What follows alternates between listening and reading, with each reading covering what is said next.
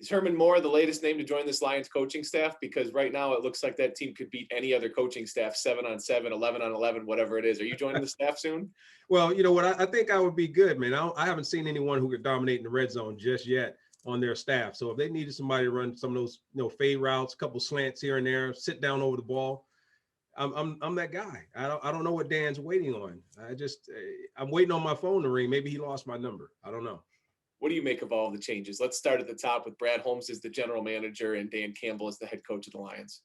I really think those were solid. I like a lot of people are kind of mixed about Dan because he's coming from Sean Payton's system, and I've heard nothing but great things about Dan from his time as a tight ends coach all the way up to being on the offensive coordinator side. So with that being said, you bring in a guy that can identify a lot closer with the players. I think he's one that's not so far removed from the game itself to where there's a lack of identification, and also understanding of how to lay down the law when you have to, and also when you need to just let guys be guys and let them be football players. When you look at the GM side of it, I thought that was a great hire as well. You bringing in experience, you're bringing in someone who understands personnel. And when you start to see the moves that have been made, I think you see where there's one that's probably putting more time into the administrative side of it. And then you got another side that's really looking hard at the coaching side of it. And it's really, I'm pretty excited as an alumni and as an alum for this team and watching what has happened over the past 15, 20 years. I am very excited. Coach Caldwell was, and even Jim Schwartz, I thought were solid hires. But now I think this is a turning point for this organization. Matthew Stafford has been a big part of recent history. You said 15 to 20 years. It's been kind of a tough watch for anybody watching this, but Stafford was a bright spot for so long, Herman. He's gone. What do you make of the trade to move Matthew Stafford out of town and starting anew at quarterback with Jared Goff and whoever may be his successor now? That's a good move with Matthew Stafford. That was an opportunity for them to really still cash in on the fact that he has a lot of play, I think, still in him. A lot of people are saying 2 to 3 years. I think it's more around 3 to 5 if he's under the right system. You look at Goff coming in, I don't think they soured on him from the Rams as much as they felt that this was probably a good opportunity, given the size of his contract, to kind of switch gears a little bit. And sometimes players changing from one team to another is what sparks some things within their career and their ability to add to other teams. And that's what we'll wait to see. Goff is a younger player. It's definitely obvious that the Lions are moving into a more young direction, and they're looking to rebuild this over a period of time. So he gives them the ability to do that. Kelvin Johnson is up for the Hall of Fame. He is a guy that goes down with you as one of the greatest wide receivers this town has ever seen. What do you make of the relationships that has been fractured between him and this team? And I know that you're such a third party in all of this, but I know the relationship that you two have, the relationship you have with the organization and the leaders there. Are you kind of like one of the sons of the Lions that says, hey man, our brother Calvin here, he's a good dude. We need to get him back in the family. What's your view on it all? Well, my view is it's been, whether the Lions will own up to it or not, they've had a history of not gracefully allowing players to exit the organization. It hasn't always been in a way in which you saw what happened with Stafford, to where both sides are agreeing and talking very publicly about the fact that there may be a way in which they're going to part ways. But there's ways in which you do that with players. And it's not just your star players, it's just your players in general. I think it sets the tone, it sets the example. So I was very glad to see that. That was wonderful. I can identify with both Calvin. I can identify with Barry. Even in my career, I would have wished that things had gone a better way. And yeah, I soured on the organization at some point. I'm sure they soured on me. But it's good to see that this changed a little bit. But Calvin, I'm looking forward to seeing what happens with him. I'm hoping that he gets in. That'll be a great thing. It will have a little drama to it, but because that fence hasn't been mended quite yet.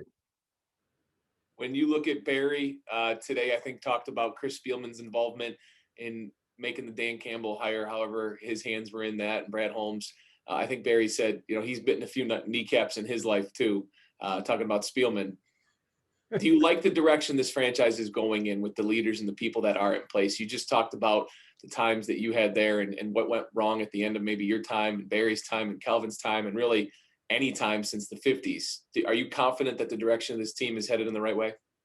I'm confident in the fact that it's starting over and it's not just a player here or there or a coach change here or there. It looks like they're going throughout the organization itself. They're going through the personnel and management side and those that are making decisions about who gets on the field. And then once they're on the field, how are they coached? What's going to be the tone and tempo? Are they going to have, kneecap burgers and ankle sandwiches? I don't know, but that's up to Coach Campbell. I'm always going to give Dan a hard time on that one. But, I'll say this, Brad, I am excited about the changes. I do think that the organization has made a significant enough attempt so far to let us want to know and wait and see what happens next. I think free agency, the draft, and also other remaining players that contracts are coming up, what's going to happen there. It's going to be exciting. So it's going to be an exciting offseason before the fall season starts again in 2021. William Hill, you've worn a lot of hats in your life. William Hill is one of the new names in town where sports fans can get in on things. Herman, tell me about the excitement you have behind what the William Hill Sportsbook is doing.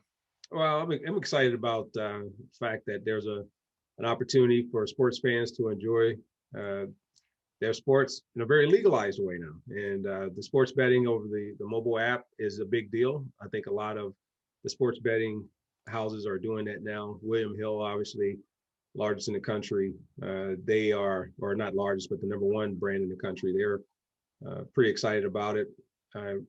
Gave me a call and asked what my thoughts were about it. And I told them not only what I would do on the heads tail coin toss, which I do pick heads. I'll go ahead and throw it out there now. And then my pick for the Super Bowl is Kansas City. So it's a close game. That was a